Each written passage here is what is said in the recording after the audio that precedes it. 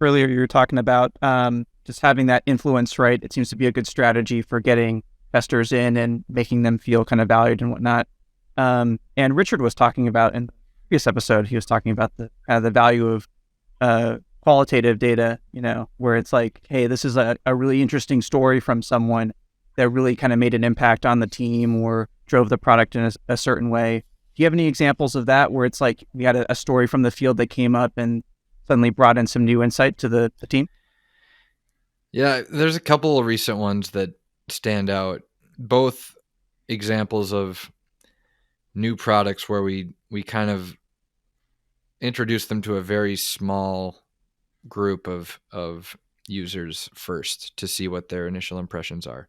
They're two different products, but one of them we had a 10 customer alpha basically for this new product that we have. And one of the users on a roundtable call, so we were all on a Zoom call together. At the end, we asked, does anyone have any wins or success stories they want to share with the product so far? And one guy said,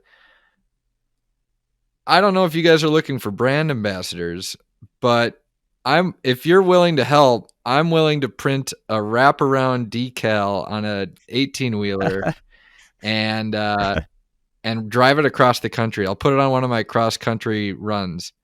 And I was like, that's pretty cool. So if we develop a trailer wrap for this new product, and you'll put it on your truck and drive it across the country. You liked it that much, and he was dead serious. So I don't know if marketing ever followed up with him on that.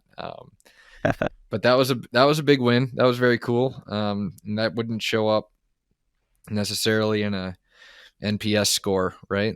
It's more than a number. That was a good story. And that kind of has, you tell that story internally and people really turn their heads and they listen. They're like, wow, we must really have something here. If a customer would be willing to advertise our stuff on their own truck. And the other one is from an NPS. We asked, we put an NPS question on every release, and we had one. It was a really small initial beta with I think 3 or 4 customers, which is sometimes what you get in B2B. And so we got the most feedback we could, and we eventually gave an NPS question on this brand new product that kind of brought new value and utilized our data science team, which was a new proposition at the time. We didn't have a lot of that was our first product that our data science team put forward, and it helped drivers, it helped fleets analyze their routes for profitability and determine which routes are their most profitable routes and where they should put their resources. And we asked, would you recommend this product to an industry peer or colleague? And he said no. And then in his comment, he said, I'm using this to win. Why would I recommend it to an industry peer or colleague? He's like, no, I want this for myself. I don't want to share this with other people. So I thought that was a funny way to answer the NPS question.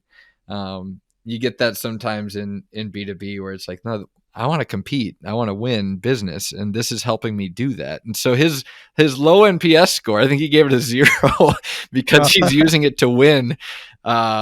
His low NPS score was actually like the most positive feedback that we got out of that project.